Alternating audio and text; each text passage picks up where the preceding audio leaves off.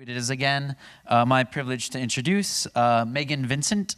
Meghan Vincent works with Liz at the Center for Robust Decision-Making and Climate and Energy Policy as Director of Education Outreach.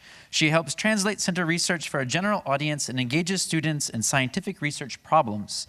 Dr. Vincent received her PhD in chemistry from the University of Chicago and uses this background to bring a quantitative scientific methodology to social science research questions. The Center for Robust Decision-Making and Climate and Energy Policy focuses on high school outreach through classes taught during the school year and also summer research opportunities. Please join me in welcoming Meghan Vincent. So I won't spend very much time giving an introduction because basically Liz's talk was the introduction for all of our energy outreach demos. These were developed for her energy class, and we've taken them and modified them for high school students, taught it at Lindblom Math and Science Academy. We're now developing these as loanable energy demos that anyone in the Chicago area could check out from us. We'll have we're working in this will be a thing in progress, but all these demos you're seeing, in addition to chemical energy, wind, and engine dissection will be available for checkout, including curriculum units. So the one I wanted to show the entire group, because it's already started going, is our steam engine. So I need to hook it up to the right part. There we go.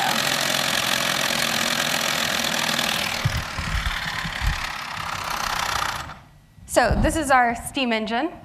Powered by water and chemical fuel pellets. It's connected to a generator, which is probably a burned out light bulb here, but it can power a little tiny light bulb. You can see it's spinning the generator really well. So it's a great demo of the some historical and still some used steam engines. And it also is a great demo of how a generator works. So what I'd like you to do is we have 4 different stations. This one will get a little more pressure built up again, and so you'll be able to see it up close again. But if you'll go around to the 4 different stations, so we have feeling what what it feels like to do 10 watts, to do 60 watts of energy. You get a real sense of what it means to do that. You can talk about it, but feeling it is big. Different story. We have Paperclip Motors in the back, so students can really understand how a motor works. So we have a generator, and we have the inverse is the motor, so we have little motors to work with. We have solar panels, so our future energy production. You can really get a sense of how many solar panels you need to power something really tiny. And then over on this side, we have the hand crank generators and light bulbs, so you can get a sense of your own personal power and energy efficiency. So we don't have a huge amount of time, so you probably can spend about 5 minutes per station if you're thinking about wanting to make sure you have time to see them all. So if you split yourself up into kind of even groups, wander around the room, there's handouts at each station that will be the sample curriculum. There'll be expanded ones developed in the fall and winter, but this gives you an idea of what we're putting together. At the end, we'll reconvene, and we'd love to get your feedback, what you think you want to see with energy labs, to give students energy intuition, what your feedback is on what sort of standards these go with, what you'd like to see in the curriculum. So we'd love to hear from you as well at the end. So, thank you. If you want, you can do. Lifting every second, lifting 5 watermelons. What's something that we use every day that is roughly what? So an incandescent light bulb is.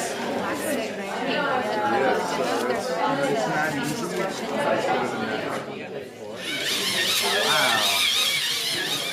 Right, so now you're getting 50 watts working well.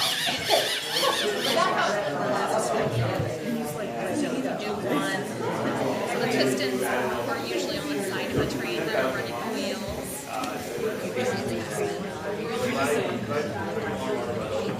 So it's aligning what I did.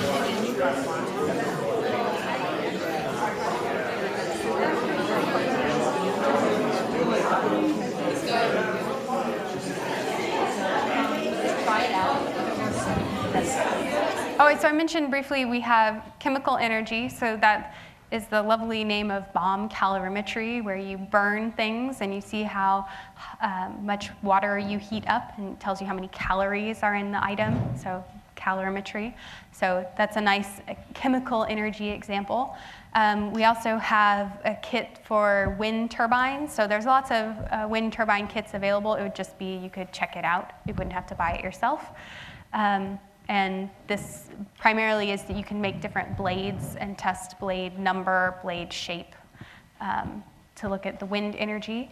And then we also will have a lawnmower engine that you can take apart and put back together to look at what an internal combustion engine looks like. So steam engine is the old-fashioned view of looking at pistons, so it's nice to then look at a modern engine and say, oh look, it looks a lot like a steam engine. Pistons go up and down. Wow! Instead of burning the fuel, you're doing a little explosion inside your engine in the piston. So we'll have an engine available as well. So all these demos, including the steam engine, would be like separate kits that could be checked out and come with curriculum. Yes. So I know we are out of time, so thank you very much for participating, and please feel free to send along your comments. We'd love to get feedback from you, both about the little teaser lesson plans and ways to make it more convenient for you all to get energy demos in your classrooms and energy demos that you might like to get in your classrooms. We'd love to hear about as well, so thank you very much.